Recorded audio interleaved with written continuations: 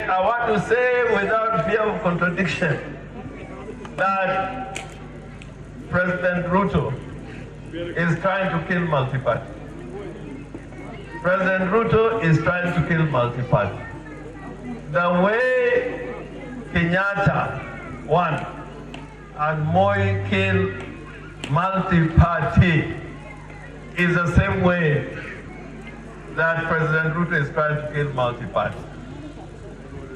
By buying members of parliament, buying members of county assemblies, buying governors to recruit them to do his work in UDA and in the Kenya Kwanza government, I can tell you that that is a stratagem for killing multi-party democracy in Kenya.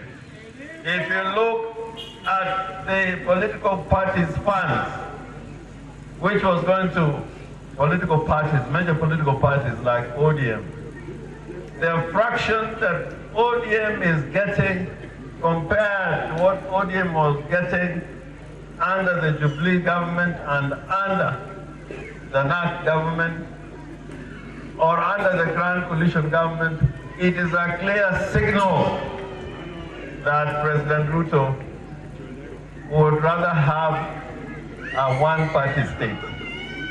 And I was not surprised that he paid a visit to Zimbabwe.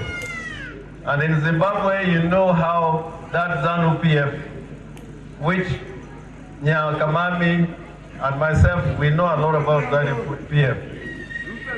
The fact that he went to visit Zimbabwe as a guest of the president of Zimbabwe is a clear signal that what has happened in that country in killing multipartyism can easily happen here in the Republic of Kenya.